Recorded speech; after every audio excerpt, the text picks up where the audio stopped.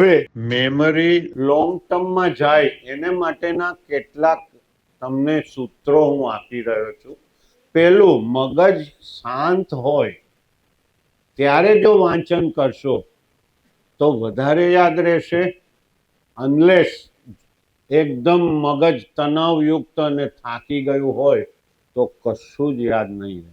મેં જોયા છે ઘણા વિદ્યાર્થીઓ રાત્રે મોડે સુધી વાંચે. રાત્રે વાંચવાનું ટાળો. 9 વાગે સૂઈ જવાનું, ઉઠવાનું 4 વાગે, અને 4 વાગે તમારા બ્રેઇનના સેલ એટલા બધા ફ્રેશ હશે કે તમે જે વાંચશો એકાંત ભર્યો રૂમ હોવો જોઈએ. જરા પણ ખલેલ કરે તેવા અવાજો કે લાઇટ ન હોવા જોઈએ, અને મગજને થોડુંક ઉત્તેજિત કરે એવું ટેનિન કે પછી કોઈ પણ ચા કે કોફી થોડાક પ્રમાણમાં લઈ ઉત્તેજિત મગજને બરાબર સંવારી અને તમે વાંચવા બેસશો તો એ 2 કલાકમાં, 4 થી 7, 3 કલાકમાં જે વાંચશો એ બધું જ તમને યાદ રહી જશે. સમજી લો, મગજ જ્યારે પણ વાંચન કરતા હો ત્યારે બ્રેઇનમાં ગ્લુકોઝ લેવલ સેમ રહેવું જોઈએ, નોર્મલ રહેવું જોઈએ. નોર્મલ ગ્લુકોઝ લેવલ ભૂખ્યા પેટે રેન્ડમ 126 અને ભરેલા પેટે 160 મેક્સિમમ લિમિટ છે. નીચેની લિમિટ છે 80 થી 100 ની વચ્ચે. એવું ક્યારે રહે? તમારે કોઈ પણ ઉપવાસ કર્યો હોય, ભૂખ્યું પેટ હોય, કંઈ પણ એકટાણું હોય ત્યારે વાંચવા બેસો તો થોડુંક ખાઈ, વચ્ચે કટકે પણ ખાઈ અને ગ્લુકોઝ લેવલ મેન્ટેન કરો 80 થી 100 ની વચ્ચે. જો 60 થી નીચે તમારું બ્લડ ગ્લુકોઝ લેવલ જતું રહ્યું તો તમે પરસેવે રેબઝેબ થશો, ચક્કર આવશે અને મગજ શૂન્ય પડી જશે, કશું જ યાદ નહીં. એનો અર્થ એ થયો કે જ્યારે તમે વાંચવા બેસો 4 થી 5 કલાક પરીક્ષાના ટાઈમમાં, ત્યારે તમારું મગજ થોડું ઘણું ગ્લુકોઝ લેવલથી મીડિયમલી 80 થી 100. બહુ જ ભારે પેટ હોય, લગ્નમાં જમીને આવ્યા હોય, દબાઈને આવ્યા હો બરાબર, અને પછી વાંચવા બેસો તો બધું બ્લડ ટમીમાં જતું રહેશે. આ નોર્મલ નેચરલ ઇવેન્ટ છે. શરીર પોતાનું કામ કરે છે, જઠરની અંદર બધો બ્લડ સપ્લાય જતો રહેશે, મગજમાં કશું જ પહોંચતું નહીં હોય. તમે જોજો, બહુ ભારે જમીને બેઠા હો અને વાંચો 1 કલાક, પછી ઊભા થાવ તો કશું જ યાદ જ નહીં. શું વાંચ્યું, કયો વિષય એ બી ખબર. બહુ ભારે પેટ હોય ત્યારે કંઈ પણ વાંચવાનું ટાળો.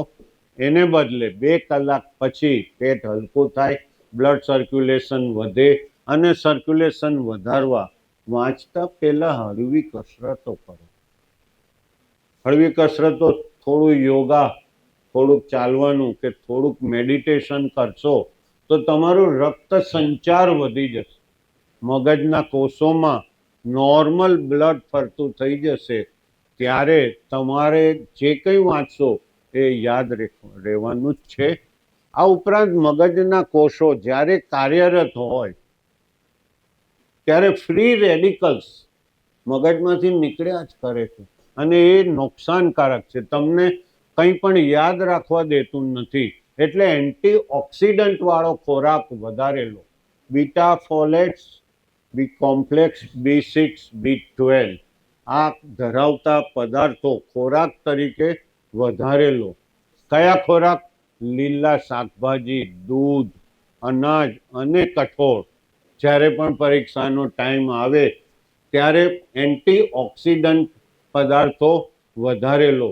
મગજના કોષોના વિકાસ માટે ઇસેન્શિયલ ફેટી એસિડ્સ, આ નામ તમે સાંભળ્યું હશે કે નહીં, લેસિથિન, હિસ્ટિડિન, આ બધા ઇસેન્શિયલ ફેટી એસિડ્સ જરૂરી છે કે જેથી મગજના કોષોનો વિકાસ થાય. આ બધું શેમાંથી મળે? કોઈ કહેશે ઇસેન્શિયલ ફેટી એસિડ શેમાંથી મળે? યસ,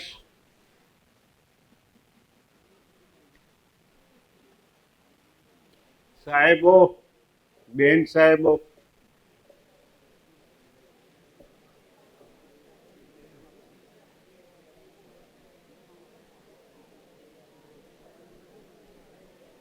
હા યસ.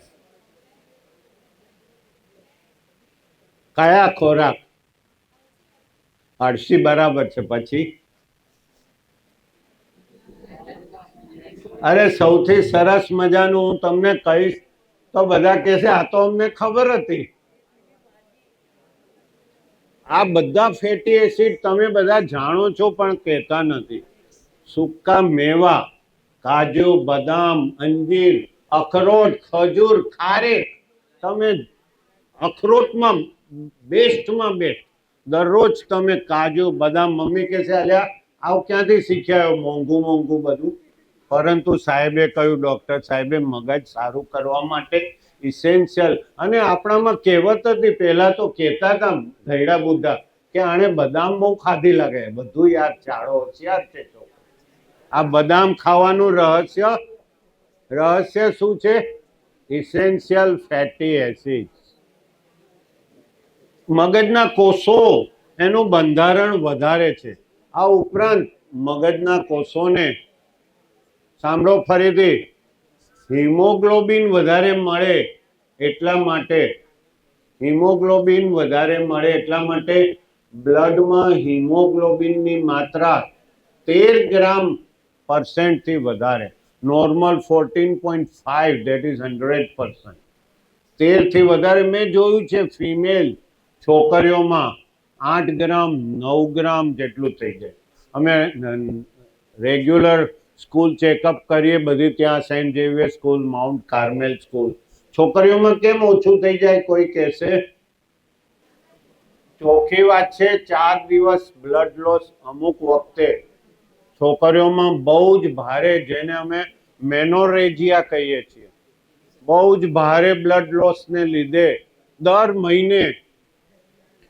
મહિને 4 દિવસ એટલો હેવી બ્લડ લોસ થતો હોય છે, મેનોરેજિયા, કે જેને લીધે તેમના બ્લડમાં હિમોગ્લોબિન લેસ દેન 10 ગ્રામ, 70% ઓછું હોય. તમે તમારું હિમોગ્લોબિન કરાયા જ ખરો, 12.5 ગ્રામ 12 ગ્રામ હોવું જોઈએ. અને એના માટે આયર્ન વાળો ખોરાક કયો છે? દૂધ, મીઠ, લીલા શાકભાજી. અત્યારે શિયાળામાં કેટલા બધા ટમાટર, ગાજર, મૂળા, ભાજી, પાલક, કેટલા બધા ખોરાકો.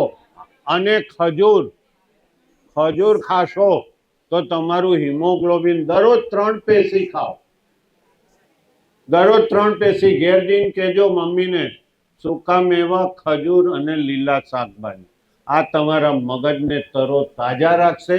આ ઉપરાંત કેટલીક દવાઓ, બસ ચલો બધા મારી સામે જુઓ, કેટલીક દવાઓ હવે અમે લોકો મગજના વધારે યાદ રહે, મગજના વિકાસ માટે શોધી કાઢેલી છે. અમે પેશન્ટને જોઈને લખીએ છીએ અને એમાં બહુ જ સારા પરિણામો આવે છે. કોઈકને જો પોતાનું પરિણામ સુધારવા હોય તો મારે ત્યાં આવી શકે છે.